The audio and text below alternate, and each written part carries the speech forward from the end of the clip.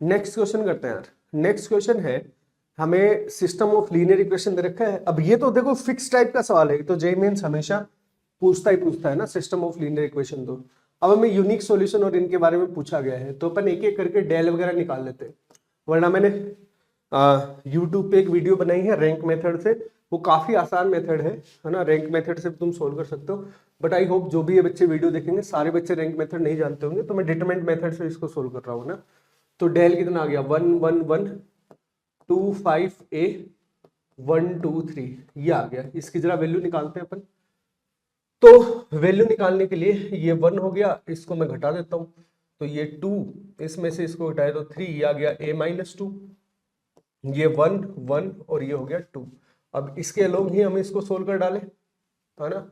तो ये और ये गया, तो 6 माइनस a-2 आ गया। तो वैल्यू जो हो कितनी आ गई, 8 माइनस a। और इसने क्या बोल रखा है, unique solution for a = 8 and b = 16। यार देखो a = 8 हो गया तो डेल 0 हो जाएगा, तो यूनिक सॉल्यूशन नहीं आ पाएगा। इसका मतलब पहले वाला गलत है और फोर्थ वाला भी गलत है ना। डिटरमिनेंट में अपन यही करते हैं, एक एक डिटरमिनेंट निकालते हैं, फिर अपन इसकी वैल्यू जो है वो चेक करते हैं। अब हमें 2 और 3 को चेक करना है ना। तो सबसे पहले डेल 1 या डेल x जिसको भी बोलते हो तुम, वो अपन कैलकुलेट करते हैं। ये कितना आ गया, 6 36 और b, और ये कितना आ गया 1 5 2, और ये कितना आ गया 1a और 3, ये आ गया। अब इसकी जरा वैल्यू हम एक बार कैलकुलेट करते हैं।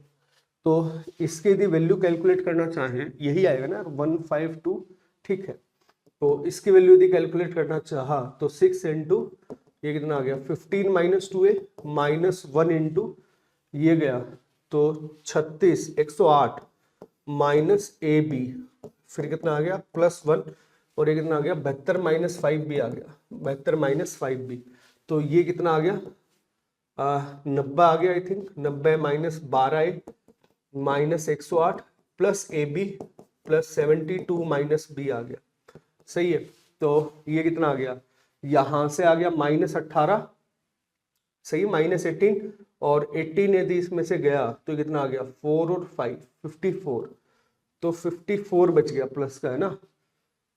और ये आ गया -12a plus A B minus B. अब अपन डेल 1 कैलकुलेट किया है, तो इसमें भी एक बार अपन वैल्यू चेक कर लेते हैं। सही है। अब देखो इसने क्या बोल रखा है कि a = 8 और b = 14 पे इनफाइनाइटली मेन्यू सोल्यूशन होंगे।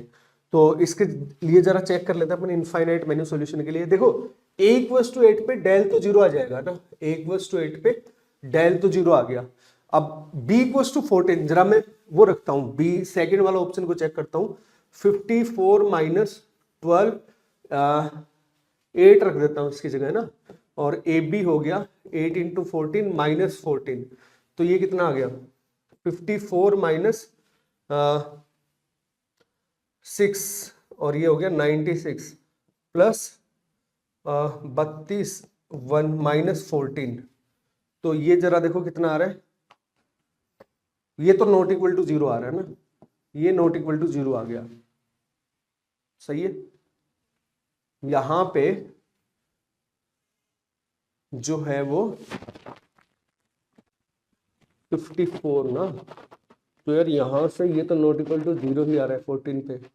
तो जरा वैल्यू तो अपन ने सही चेक की क्या, जरा वैल्यू अपन चेक करें। तो 54 माइनस 12a, है ना, 54 माइनस 12a माइनस b, है ना, यही वैल्यू आ रही है अपने। यार कुछ गड़बड़ तो नहीं कर दी, अरे यार ये गड़बड़ हुई ना, 5b आएगा यहाँ पे, ये गड़बड़ हुई है यहाँ पे। 1 को यदि अपन सोल्व करेंगे तो 72 माइनस 5b होगा, तो यहाँ 5b आएगा और यहाँ 5b आएगा। 5b आएगा तो ऑफकोर्स यहाँ पे 5 मल्टीप्लाई हो जाएगा, तो ये माइनस में कितना आ गया, माइनस में आ जाएगा हाँ 70। तो ये कितना हो गया 160, सॉरी 100, ये 6 और 166 हो गया ना, और ये भी 166 हो गया। तो डेल 1 भी 0 आ रहा है ना, डेल 1 भी 0 आ रहा है। तो b = 16 पे देखो ये 0 नहीं आएगा, है ना। जब तुम a = 8 और b = 16 पे देखोगे तो डेल 1 0 नहीं आएगा। मतलब डेल और डेल वन जीरो जो है वो सिर्फ इसी के लिए आ रहे हैं, इसके लिए डेल वन जो जीरो आएगा ही नहीं, तो वो इनफाइनाइट सॉल्यूशन का तो केस बनेगा ही नहीं, क्योंकि इनफाइनाइट सॉल्यूशन में तो चारों के चारों जीरो होने चाहिए, बट b इक्वल्स टू 16 पे ये डेल वन ही जीरो नहीं होगा। तो सिर्फ अपन ने दो डिटरमिनेंट सोल्व करके ही बता दिया कि यार होगा तो यही ऑप्शन सही होगा, वरना और कोई सा भी सही नहीं होगा। अरे समझ पा रहे हो ना मैं क्या बोल रहा हूँ भाई? हमने सेकंड ऑप्शन में चेक किया कि ये दोनों जीरो आ रहे हैं, थर्ड ऑप्शन में जब मैंने बोला कि a इक्वल्स टू 8 है तो ये तो जीरो है, बट a इक्वल्स टू 8 और b इक्वल्स टू 16 पे ये वाला जीरो नहीं होगा। अब ये वाला यदि जीरो नहीं है तो इनफाइनाइट सॉल्यूशन कैसे हो सकता है? तो हमने पहला और फोर्थ ऑप्शन तो पहले रिजेक्ट कर दिया था, थर्ड ऑप्शन अब रिजेक्ट कर दिया, मतलब होगा तो सेकंड वाला ही सही होगा। वैसे यदि तुम पूरा यदि सोल्व करना चाहो तो तुम्हें चारों के चारों डिटरमिनेंट निकालने पड़ेंगे, बट चारों के चारों डिटरमिनेंट अभी मतलब अपन निकालेंगे नहीं कभी, है ना, अपन एक एक डिटरमिनेंट को चेक करते हुए जाते हैं इसमें।